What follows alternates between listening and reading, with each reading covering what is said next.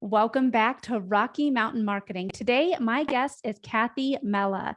Kathy has uncovered the number one truth about leadership after working with hundreds of healthcare leaders over her 45-year career. Through brain science and mental fitness, she guides executives, professionals, and entrepreneurs to greater clarity, confidence, and courage, helping them identify the patterns that hold them back from being more purposeful, powerful, and a more brilliant leader. Kathy, thank you so much for joining me on the show today. Oh, you are very welcome, and thank you for having me. I'm excited to be here and to chat with you and your audience today. Well, and you and I have had the opportunity to get to know each other on different social audio platforms, and you and I are in a bunch of the same Facebook groups. So it's great to have a face-to-face conversation with you so that we can really get to know each other a little bit better. And, I know that we had a call before, we hit record here, but when you and I talked, I saw that you were going to bring a ton of value to the Rocky Mountain Marketing listeners. And I think that that's one of the biggest problems that a lot of us have as entrepreneurs is we can kind of tend to be a little bit of perfectionists. So that is what we are going to dive into today. We are going to talk about the health dangers, the perfection trap that kind of keeps us stuck as entrepreneurs. But before we dive into all of the perfectionism talk, let's just get to know you a little bit more because you've been doing this for over 45 years now. Yes. So I guess I'll say, who am I? And yeah, I am a leadership coach and a recovering perfectionist. I'd like to call myself a recovering perfectionist because it's a pattern that I've had for most of my life. And it doesn't just automatically go away. I know we'd all like for these things to be like magic. And, the truth is it's not. And so it's something I do address most days, watching my tendencies, my pattern to go to that perfectionist mindset, and then bringing it back to where I want to put my focus, which is on making progress in my life and being really clear what it is I want to create and what I want to do. So I do have a healthcare background. I was a nurse for 20 years, then went back to school, a nurse practitioner for 25 years, and became a leader. I've always been a leader. Even in school and high school, if I joined a club, I was a leader. I jumped into things. I guess it's sort of an innate ability in me. And so I've always kind of gravitated towards those roles. And when I took a leadership position in, my last position as a practitioner, I really didn't do it for a great reason. That's a story for another day. And I really got, started looking at that. I got introduced to the personal and professional development and growth, community, and started taking courses and looking at me and how I wanted to lead, and, changed over time some of the ways I was leading myself and my team. And so that's a little bit about me. I love the power of our minds. I've always been fascinated with how our minds work. And that's really, when we talk about a leadership coach, it all comes back to mindset. What are you thinking about? Where do your thoughts take you? Because my tagline is teal is my deal, and the T stands for thoughts become things. And our thoughts are powerful, and we don't always acknowledge that. We're not always taught that. We don't always remember that, that what we think about, we actually bring about. So that's kind of a little bit about me and why I'm so passionate about leadership and focusing on leading ourselves, learning to lead ourselves, as I say, often in a more powerful, brilliant, magnificent, fun, joyful way. You can throw whatever words you want in there. It's like learning to lead yourself is always the first step in learning to lead others, in my humble opinion. Well, and you bring up a really good point there, Kathy. One, the leadership thing, I think that is something that a lot of entrepreneurs have, is that they do have that leadership quality, but how you can be a good leader. Not everyone has had leadership training, or maybe they weren't really the one to always raise their hand saying, well, I'll go ahead and do it. But they were following their passion, and they were realizing that in the corporate world, or maybe some of the other things that they were doing was not fulfilling them. So they have started their own business. They are an entrepreneur, and being a leader sometimes can be the hardest job. So, before we get into the perfectionist talk, I just want to talk a little bit about being a good leader. What are some of the biggest mistakes that you see a lot of business owners making when they need to be being a better leader as opposed to just being a business owner? I think it's first, for me, leadership starts with getting clear who you are. And that's whether you're, whether you work for somebody, whether you work for an employee, whether you're a leader in a company, or whether you're an entrepreneur. And there is a little bit of a difference, from that, because there's a different mindset around whether you're a leader for a company and whether you're leading yourself in your own business. And so if you shifted from a company to leadership, I feel like that brings with it another set of challenges, because you almost have to kind of undo some of those thought processes that you had around some of the things that are important as an entrepreneur, like marketing and sales and those kinds of things. Oftentimes people aren't necessarily doing those in a job. So I think for me, the first thing is to get clear. You hear this a lot, why, get clear on your why. And I really bring it down to even more than your why, not just your why, get clear around who you are. Mhm. And, I say, when I usually start talking, this might get a little woo woo, and in the healthcare arena and in the business world, we don't always like to get into what we call the woo woo thing. And yet behind the woo woo is a lot of science. It is important to really know who you are at your core. What are your strengths? What are your characteristics? What are you good at? What is it that you just do with grace and ease that flows for you? Some people are great with numbers. Some people are really creative. Some people like to design things. So it's like really getting clear who you are first. Then you can figure out what to do with that. A lot of times we identify with a title. Maybe it's your mom or your parent, or you're a grandmother, or maybe it's that you have some title like a CEO, or you're a manager of some company. So we get hung up on these titles and we think that's who we are. And that's not who we are. Our purpose and who you're designed and created to be is really someone you've always been, since probably before you were born, but certainly since the day you were born. And it's what you do best, and it's your strength. It's who you are. It's in your DNA. And so it's really important to discover that. What happens in life is that we get layered over with a lot of stuff. We get told who we're supposed to be, and we think about who we're supposed to be, and there's a lot of judgment in our world, and we're not really taught to be in tune with our inner being, with who we are inside. And so we have to sometimes unlearn some of those other things so we can get that clarity. That's where I bring the clarity and get really clear on who you are. Because then when you are really clear about who you are, then you can align all the doing with that. I lived for a long time living a life where I was not aligned with what I was doing. And it's a totally different experience and feeling to truly be aligned with what you're doing. Yeah. So on that, what if someone says, I don't know if I'm aligned with what I'm doing? What would your advice to them be? I would say, if you're not sure if you're aligned with what you're doing, then go back to square one. You have to get so clear on who you are. It goes, again, we can use those the words purpose or mission. I say it's who you're designed and created to be, who you really have been your whole life. Once you're clear with that, then you can take the steps to align everything with that. Then it's like to me, it's like going, I like to give analogies. So it's like going for a hike without a compass or a map. Where are you hiking to? What are you doing? What if you get lost? How are you going to get out? Like, you have to have a little bit of a direction. So having your compass is knowing who you are. Then you have this direction, and then you can say, somebody gives you an opportunity. Well, is that in alignment with what I want to do in life, with who I am? Maybe, maybe not. If it is, great, go after it. If not, I love to put them in. I have my absolute yeses, things that are really the absolutes of your life that you can align again with your purpose, with who you are, so that your direction. It makes life so much easier. And because I was one of those people, as a perfectionist, I thought that if somebody invited me to something, wanted me to do something, if I said no, then I agonized over it. If I said yes, then I agonized over it, because my schedule was, then I'm making my schedule crazy. So when you get that clarity, it makes it all so much easier. And then you let go of trying to be perfect and focus on what's the progress you're making in the direction you're going, rather than, the direction everybody else is going.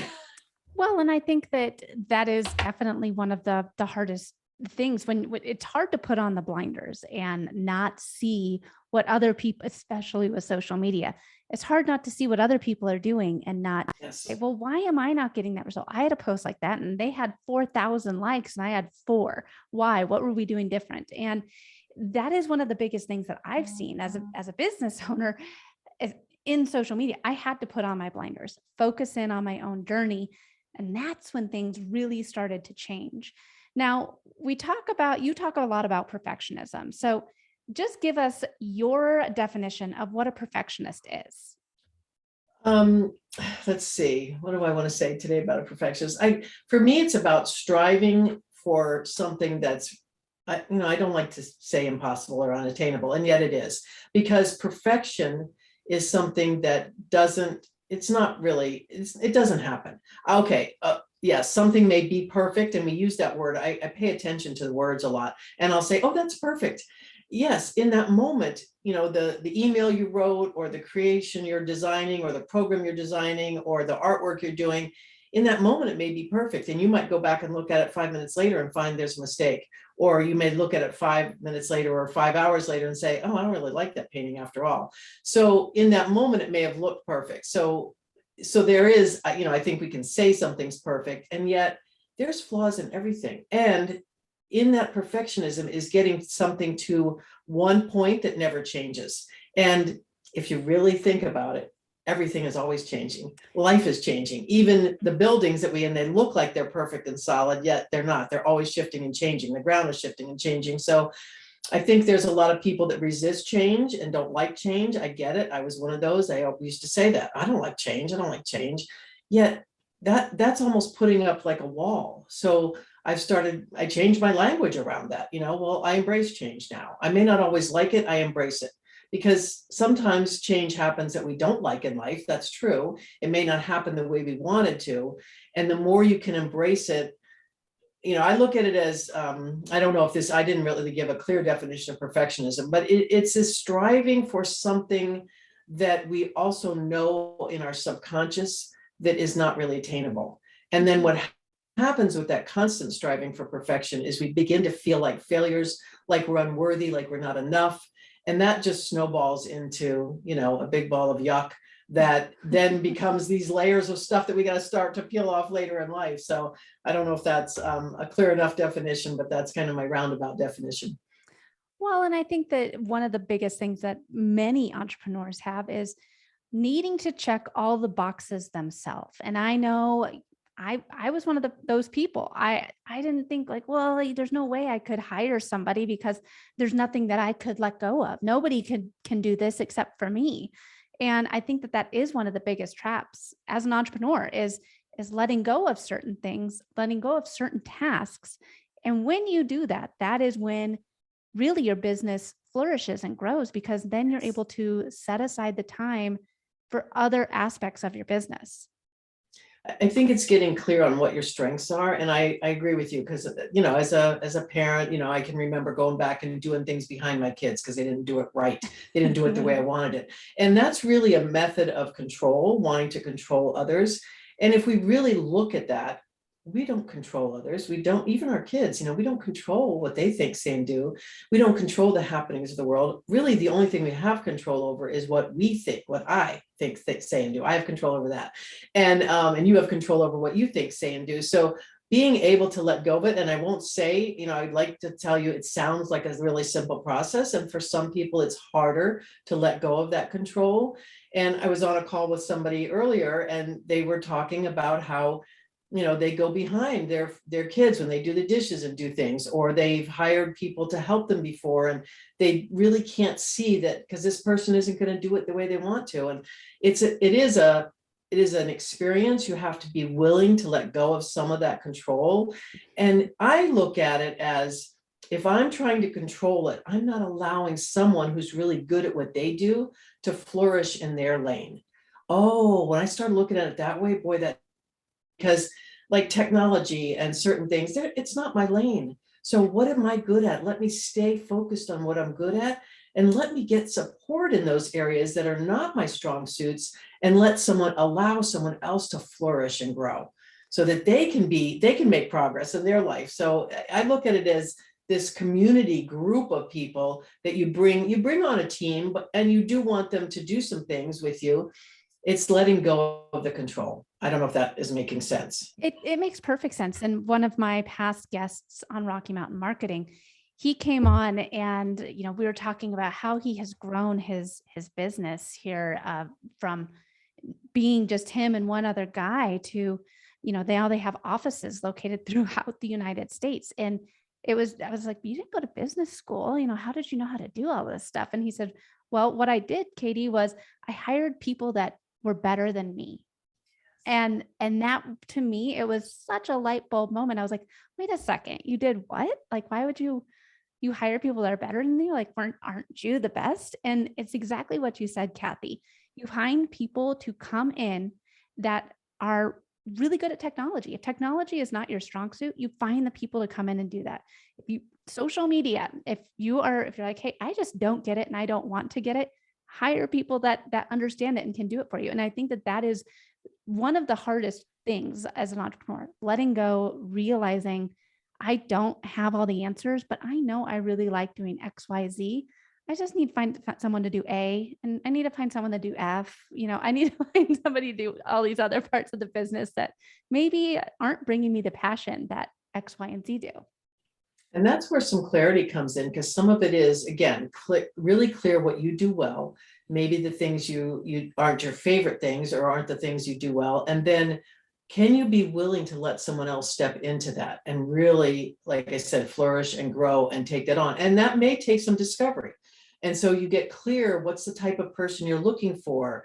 For me, I know people, I really want heart-centered people around me. So what is it, maybe you will have somebody you want that's very detail oriented. So it's just getting that clarity. And sometimes we have to go through a few things, to experience that.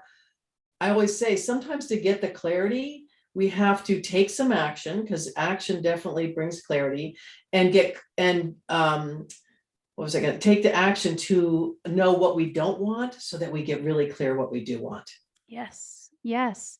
So, we talked a little bit about what a perfectionist is, kind of some things that get you stuck as an entrepreneur, but how can the perfectionism trap really kind of keep you in the same spot? Just kind of really you're doing good, but you're not progressing to the next step. And it's your perfectionism that's holding you back. Yeah, I've taken a long look at myself, and certainly that's why I call myself a recovering perfectionist. Really, the research shows that perfectionism can lead to actual decreased productivity, decreased efficiency, and then you start that cycle of not feeling great about yourself. And why? Because we get stuck in a cycle. So, and I'll just give an example. Maybe I used to send emails in my, when I was working as a leader in the healthcare arena, and I spent so much time on emails. Some days I was getting frustrated about it, and I started doing some research around how to write better emails and let some of it go. Because I was striving for perfection. I was looking for people to see something there. Again, I was trying to be perfect in it, and it was holding me back. It really was. And I look back on a certain time in my career, and really when the company decided that the position I was holding, that they didn't need it any longer. And I took a step back and had to evaluate myself. Was I a little upset? Yes. And I didn't go into the victim mode where I blamed them for everything. There was a few things that I realized we weren't a fit. That's really what I came away with. Like, I started looking at what I was trying to achieve and what they were trying to achieve. And I'm like, we didn't match. So that's really why it happened. And so there's an evaluation piece. And yeah, I feel like I got a little off topic there, but I'm telling you my story. And so I know that perfectionism can actually keep us stuck, because it keeps us often just striving for this one more thing, to dot the I, to cross the T, to make it look perfect. Why are you? It's really about a fear. Are you fearful about judgment? Are you thinking someone is going to judge you? Like, it's getting down to the root of why you get stuck in that. And I know some people that do research, and I'm not a big research person, but I do like to look at research and get that evidence of things. And yet I know people that will, maybe they're going to buy a car, or maybe they're going to look at something and they're going to, they want to, I don't know, maybe just say, but they want to buy a new laptop, and they're going to research it and research it and research it and research it and research it. And 3 months later, they still haven't bought a new laptop. It's like, why? You're not taking any action. Sometimes you have to, yes, I'm not saying not to do research, do it. And then sometimes just make a decision. That's what I find perfectionism a lot of times keeps us in an indecisive circle. So there's a lot of things around perfectionism that we think it's a good thing. I thought it was a great thing for many years. And it's really very detrimental on our ability to produce as well as our health. Absolutely. And we have similar stories. I mean, I was laid off from what I thought was my dream job. And it was me sitting down and talking with my boss, because we were sitting in her office. She was just as shocked as I was that I was, being let go. But, there's people that didn't even know who I was. I was just a title that decided to eliminate the position. So she and I were sitting in her office, and she said, Katie, you're so good at social media. I would love for this to just be your main job, just doing social media. And, she and I still talk, and she said, because she's seen what I've done now over the past 5 years. And she's like, man, I'm so proud of what you're doing. I was like, well, it's all because of you. And she's like, you're giving me too much credit here, Katie. I was like, well, no, I really respected you. And I never thought about it that way. And looking back now, I was like, well, yeah, of course I was growing the station's social media accounts. I was getting them up on Twitter, and I was doing Instagram for them, and they weren't doing any of that. And it still was kind of a back burner sort of thing. It was my job in addition to like 12 other tasks, like it was in addition to. So sometimes it takes that realization later when you are like, man, well, yeah, I wasn't the right fit. What I was trying to do was not the right fit for that company. And sometimes it's hard thinking about it that way, but everything happens for a reason. Now, if someone is listening to this episode and they say, man, Kathy, you're speaking my language. Maybe I am a bit too much of a perfectionist. And I know even myself in going on video, I am such a perfectionist a lot of times. That's why I don't even do it, because I'm like, I just look weird. Why was I making that face? Ooh, why was I doing that? And I'm being so critical of myself when really no one else is going to notice. If someone's a recovering perfectionist and they're like, I need to take some steps, start letting go of things, what would your biggest piece of advice for them be? I I'll take the phrase, just do it. It's yes, plan, get your things. So I'll tell a story. So back probably about 5 years ago, I was told pretty much the same thing: social media, get on live, do some lives. Okay, so I decided I was going to do a weekly video on Facebook. I've been thinking it was actually fairly popular. However, I go back and look at some of those, I laugh, because it took me literally hours. I would type up a thing. I would then print it out. I would have it taped up all over my living room. I would set up the camera. So by the time I went live, I don't know how much time I had spent. And even when I went live, I was pretty much trying to read what I'd written. And it wasn't coming off as authentic and real as I wanted it to. And at some point I decided, again, I made a decision, I'm going to go for it. Like, okay, if people, the truth is, not everybody's going to like me. That's okay. Not everybody's going to like you. That's okay. We have billions of people on the planet. Somebody's going to like you. Your message is going to resonate with somebody. So I just decided I would get a topic. I would have a couple main points I wanted to make, and I would free flow. And when I started doing that, I felt better, and it resonated with people more because I was being real. So think about that. Like, how are you showing up? As an entrepreneur, how are you showing up with your team, with your clients, with your customers?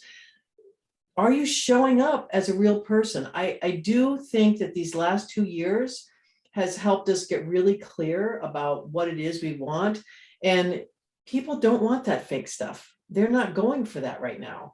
And people want to see you. They want to know that you can identify with some of their pain, some of what they're struggling with. And so I would just encourage people to get some clarity around it and take action. You take some action. I have a 4-step process, and action is like the third step. I want to get clear. I want to have awareness of what's going on in my life. I want to get in alignment, and then I want to take action. Because without action, you stay stuck. You're not doing anything.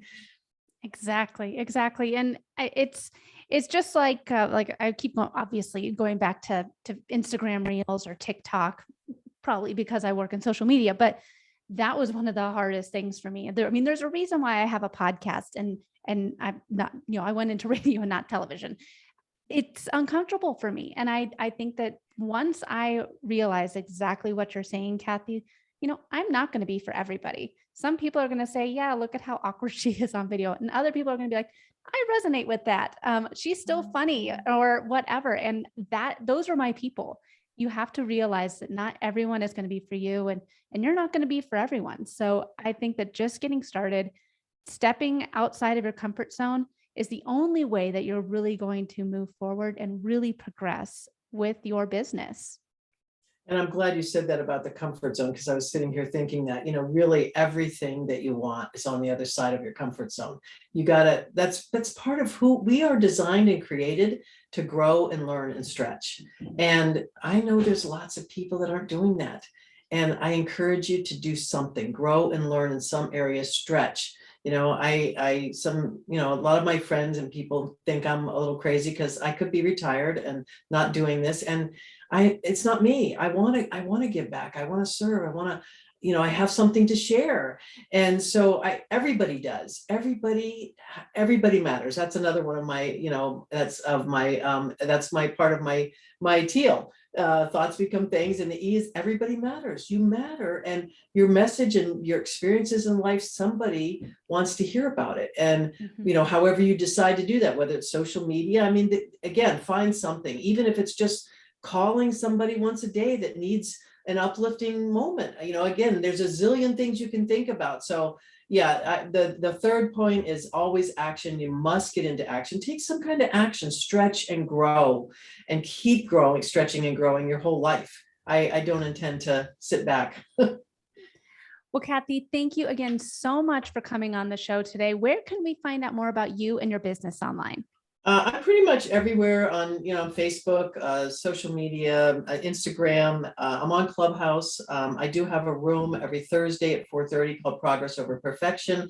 I have a Facebook group I'd love for you to join called Progress Over Perfection Leadership.